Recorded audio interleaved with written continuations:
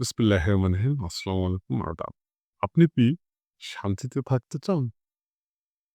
অশান্তির এক কঠিন পরিস্থিতিতে ভালো থাকতে চান? তাহলে ভিডিওটি আপনার জন্য। না টেনে সমস্ত ভিডিওটি দেখুন।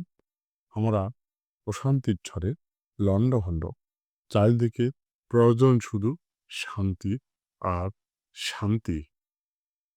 কিন্তু কোথায় পাবো শান্তি? তাহলে আসুন কেন্দ্র পাটরির মাইন অধ্যায়ের ৭০ পৃষ্ঠায় একটা লাইন কিংবা একটি লক্ষণ কিংবা একটি rubrics quotes on to be desires reports and tranquility অর্থ চুপচাপ থাকতে চায়, বিশ্রাম ও প্রশান্তির আকাঙ্ক্ষায়, যার একটিমাত্র ঔষধ নার্স ভূমিকা, যা সিনথেসিসের ডিপার্টমেন্ট ১৯৪ পৃষ্ঠায় আছে। পারে কেন নার্স ভূমিকাকে এই জেনারেশনের সর্বশ্রেষ্ঠ ঔষধ বলা হতে পারে? কারণ এই জেনারেশনের কিছু মানসিক বিষয়বস্তু আমাদের ভাবনার বিষয় হয়ে দাঁড়িয়েছে। কি কি মানসিক বিষয়? ১ নম্বর সদা ব্যস্ততা, ২ নম্বর কর্মব্যস্ততা, ৩ নম্বরে ভবিষ্যৎ নিয়ে উদ্বিগ্নতা, ৪ নম্বরে পরনিন্দা, ৫ নম্বরে হিংসা, ৬ নম্বরে অহংকার, ৭ নম্বরে লোভ, ৮ নম্বরে প্রতিযোগিতা, ৯ নম্বরে টাকার জন্য প্রতিযোগিতা, ১০ নম্বরে নাম-যশ খ্যাতির জন্য প্রতিযোগিতা, ১১ নম্বরে দুশ্চিন্তা, ১২ নম্বরে অলস জীবন কিংবা যন্ত্র নির্ভর জীবন। এবার আমরা নিজের সৃষ্ট কিছু অভ্যাস নিয়ে আলোচনা করব, যা সবসময় নার্স ভূমিকাময়। সেই অভ্যাসগুলো কি কি? ১ নম্বরে নিদ্রার ব্যাঘাত, ২ নম্বরে মাদকদ্রব্য সেবন, ৩ নম্বরে অর্গানিক খাদ্যের অভাব, ৪ নম্বরে ওষুধের অপব্যবহার, ৫ নম্বরে মশলাদার খাদ্য ভোজন, ৬ নম্বরে ফাস্টফুড খাদ্য গ্রহণ, ৭ নম্বরে ঘুরপাক খাদ্য গ্রহণ। আমরা নার্স ভূমিকার কিছু প্রয়োগ লক্ষণ আলোচনা করব, তবেই বিষয়টা পরিষ্কার হয়ে যাবে কেন আমাদের বাস্তব জীবনটা নার্স ভূমিকা নির্ভর হয়ে গেছে কিংবা হতে চলেছে। আমরা পৃথিবীর যত মেটেরিয়ামেডিকাই অধ্যয়ন করি না কেন, প্রত্যেকটা মেটেরিয়ামেডিকায় কিছু সাধারণ লক্ষণ আছে। সেই লক্ষণগুলোই নার্স ভূমিকাকে অত্যন্ত অত্যন্ত কার্যকরভাবে নির্দেশ করে। ডাক্তার কেন্টের ৫৮৯ পৃষ্ঠা, ডাক্তার বরিকের ৫১৩ পৃষ্ঠা, ডাক্তার কালীর ৩৪৭ পৃষ্ঠা, বহুল ব্যবহৃত ডাক্তার এনসি ঘোষের ৫০৫ পৃষ্ঠায় এই কমন লক্ষণগুলি আছে। কি কি কমন লক্ষণগুলি আছে?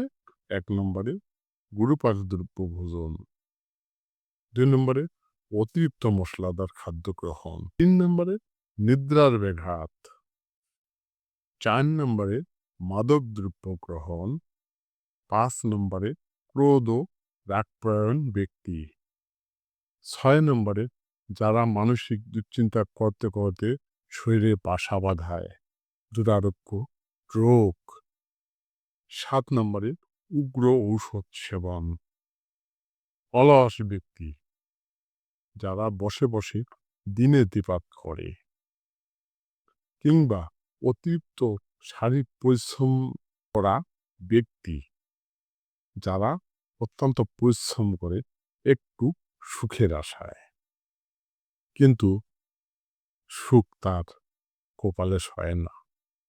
কবির ভাষায় একটি কথা না বললে নয়, নাই কিরে সুখ, নাই কিরে সুখ, এ ধরা কি শুধু বিষাদময়, যাতনে জ্বলিয়া কাঁদিয়া মরিতি, তবু উৎকিনর জনম লয়, সুখ তার কপালে সয় না।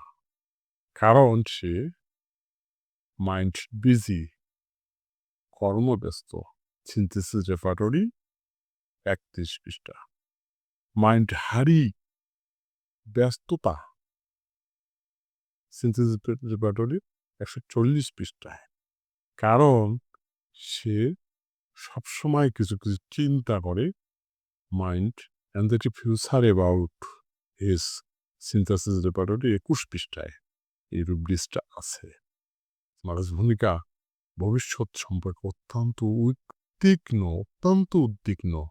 আমরা নার্স ভূমিকাকে আরো ভালোভাবে বুঝতে পারবো যদি তার মানুষের লক্ষণগুলোকে একটু গুরুত্ব দেই এবং পর্যালোচনা করি, যার পরতে নার্স ভূমিকা জড়িয়ে আছে।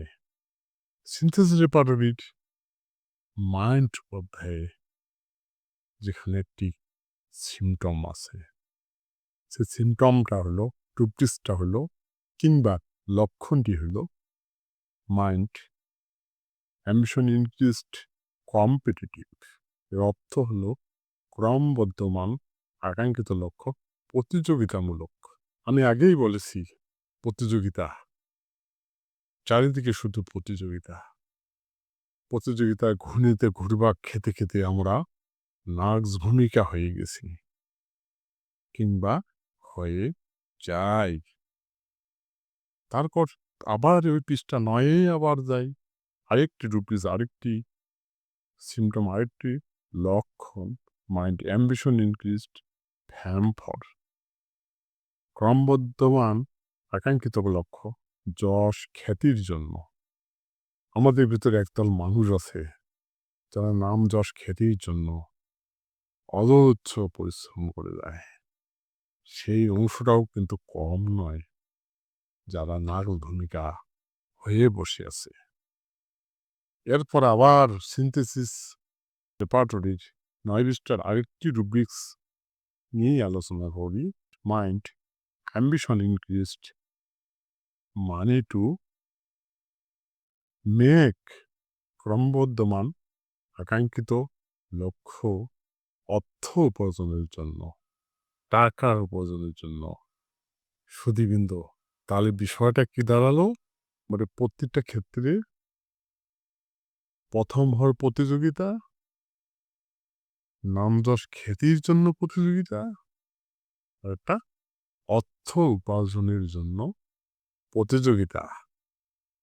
এই ক্ষেত্রগুলো থেকে যে রোগগুলো সৃষ্টি হয় সেখানে নার্স ভূমিকা অমৃত অমৃত একবার দিয়ে দেখবেন।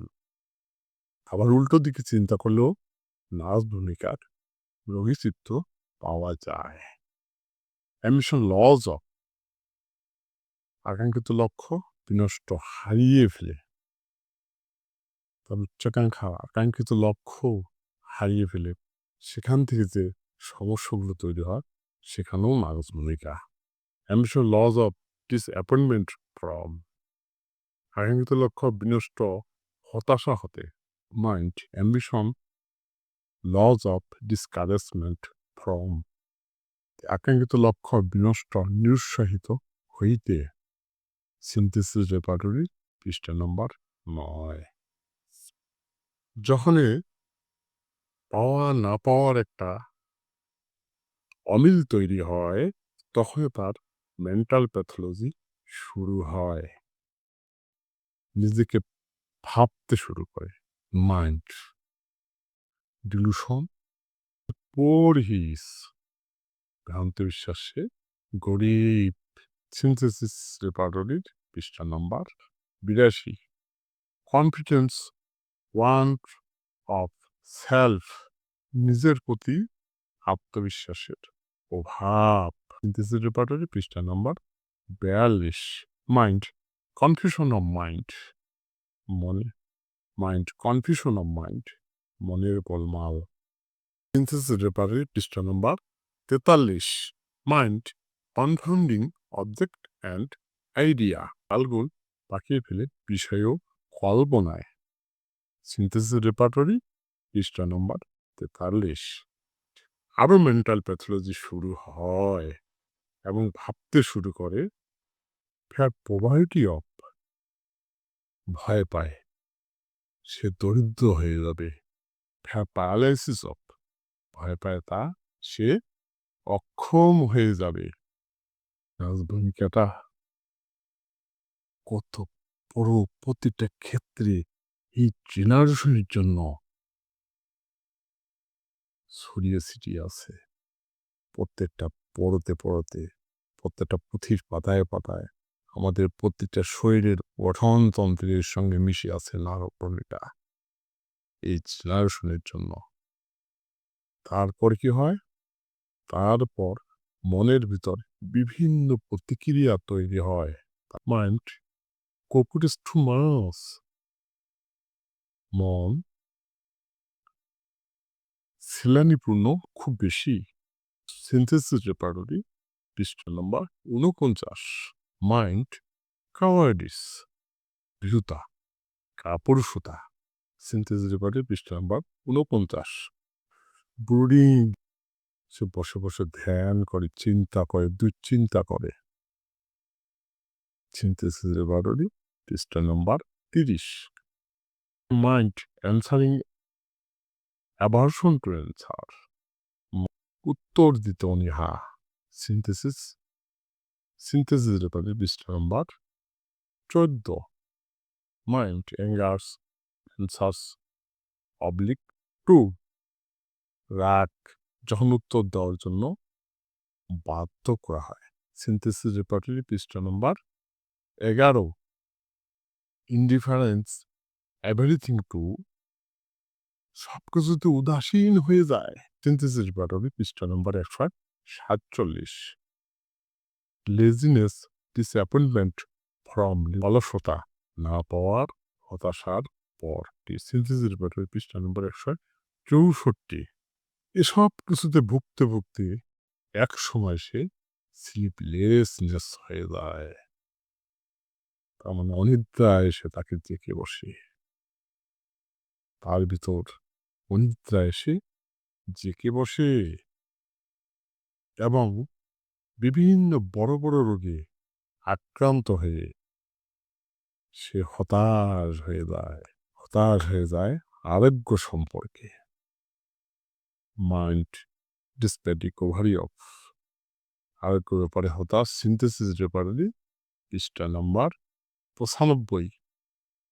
যে সিমটমগুলো নিয়ে আলোচনা করলাম, যে ডিবডিস নিয়ে আলোচনা করলাম, যে লক্ষণগুলো নিয়ে আলোচনা করলাম, এসবের প্রত্যেকটা পরতে প্রত্যেকটা সিমটমে, প্রত্যেকটা রুব্রিক্সে, প্রত্যেকটা লাইনেই নার্স ভূমিকা ছড়িয়ে ছিটিয়ে আছে।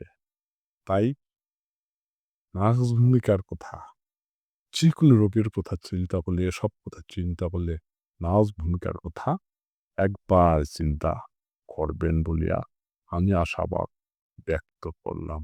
আমরা সবকিছু ছাপিয়ে কিংবা বাদ দিয়ে যদি শুধু 4টি পয়েন্ট নিয়ে আলোচনা করি,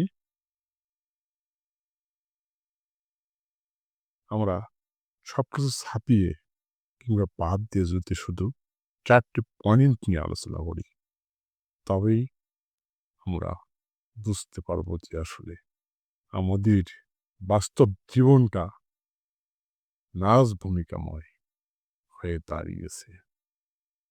কি সেই 4টি পয়েন্ট? 1 নম্বরে নিদ্রার ব্যাঘাত। 1 নম্বরে নিদ্রার ব্যাঘাত। 2 নম্বরে মাদকদ্রব্য ভোজন।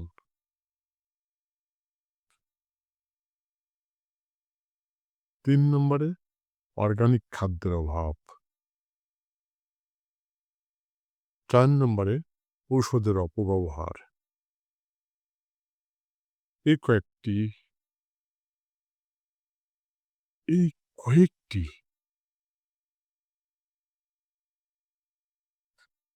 পয়েন্ট, এই কয়েকটি পয়েন্ট এই প্রজন্মের জন্য অত্যন্ত গুরুত্বপূর্ণ। আপনি জানেন প্রত্যেকটা উঠতি বয়সের বাচ্চা, মেয়ে, যুবা, বৃদ্ধ মোবাইলের প্রতি আসক্ততা। সেখানে দেখা গেছে যে বহুরাত পর্যন্ত তারা মোবাইল টিপে, মোবাইলে কথা বলে, খেলা খেলে, এটা করে, ওটা করে। সেখানে কি হয়? নিদ্রার ব্যাঘাত ঘটে। ব্যবসা-বাণিজ্য নিদ্রার ব্যাঘাত ঘটে।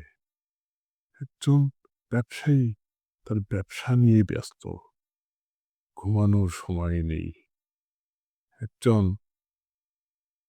গবেষক সে গবেষণা নিয়ে ব্যস্ত। ঘুমানোর সময় নেই। একজন ডাক্তার ডাক্তারি নিয়ে ব্যস্ত। তার ঘুমানোর সময় নেই। সেখান থেকে যে রোগগুলো হয় সেখানে নার্স ভূমিকা অগ্রগণ্য মহৌষধ। মাদকদ্রব্য সেবন। আপনারা জানেন শুধু মদ খেলে মাদকদ্রব্য হয় না। গুল, বিড়ি, সিগারেট, তামাক, জর্দা ইত্যাদি ইত্যাদিও মাদকদ্রব্য। এই মাদকদ্রব্যটা আমাদের বর্তমান বাস্তব জীবনে অত্যন্ত মহামারী আকার ধারণ করেছে, যা আরো ভূমিকা ইঙ্গিত করে। আমার বলিতে দ্বিধা নেই, চা যখন আমরা বেশি পরিমাণে খাই সেটাও মাদক দ্রব্য হিসাবে বিবেচিত হতেই পারে। পান মাদকদ্রব্য হিসাবে বিবেচিত হতে পারে। সেই ক্ষেত্রেও নারী ভূমিকা অত্যন্ত গুরুত্বপূর্ণ ঔষধ। তারপরের পয়েন্টে এসেন অর্গানিক খাদ্যের অভাব। আপনারা বিচার করেন, আপনার বিবেক দিয়ে একটু বিচার করে দেখেন আসলে আমরা কি খাচ্ছি? কি খাচ্ছি আমরা? কীটনাশক, সার ইত্যাদি, ইত্যাদি। কীটনাশক দিয়ে যে আবাদ করা হয়, সার দিয়ে অতিরিক্ত সার দিয়ে বাণিজ্যিক ভিত্তিতে যে আবাদ করা হয়, সেই খাদ্যগুলো আমাদের বর্তমানে অত্যন্ত প্রিয় খাদ্য হয়ে দাঁড়িয়েছে। কেননা আমরা নিজেরাও সবসময় খুঁজি ভালো, ভালো যেগুলো অত্যন্ত ডকটকে শাক, যে শাকগুলো সার দিয়ে আবাদ ঠিক এমনইভাবে সার দিয়ে আবাদ করা বিভিন্ন রকম খাদ্যই আমাদের দৈনন্দিন জীবনের সকল চাহিদার একটা উৎস। সেখানে নারদ ভূমিকা অত্যন্ত প্রয়োজন বলে আমি মনে করি। তারপর কি হলো? ৪ নম্বর পয়েন্ট ঔষধের অপব্যবহার। ৪ নম্বর পয়েন্ট ওষুধের অপব্যবহার। ওষুধের অপব্যবহার আমাদের বাস্তব জীবনে কঠিন এবং মহামারী আকার ধারণ করেছে। কেননা প্রত্যেকটা বাড়িতে বাড়িতে ঔষধ, প্রত্যেকটা বাড়িতে বাড়িতে বিভিন্ন রকমের ঔষধ সেবন একটি নিত্য নৈমিত্তিক ব্যাপার। এই ঔষধের অপব্যবহার জনিত যে কোনো রোগের নারদ ভূমিকা একটি গুরুত্বপূর্ণ ঔষধ। তাই আমি নির্দ্বিধায় এই কথা বলতে পারি, এই প্রজন্ম নার্স ভূমিকাময়, এই জেনারেশন নার্স ভূমিকাময়। এই জেনারেশনকে নার্স ভূমিকা বাঁচাতে পারে। এই নার্স ভূমিকা নিয়ে আরেকটু গবেষণা করবেন এই প্রত্যাশা রেখে আজ এই পর্যন্তই। ভালো থাকবেন, সুস্থ থাকবেন। যদি এই ভিডিওটি ভালো লাগে তাহলে লাইক করবেন, কমেন্ট করবেন এবং এই চ্যানেলটাকে সাবস্ক্রাইব করবেন। এই প্রত্যাশা রেখে আজ এখানেই শেষ করছি। আসসালামু আলাইকুম। আদাব।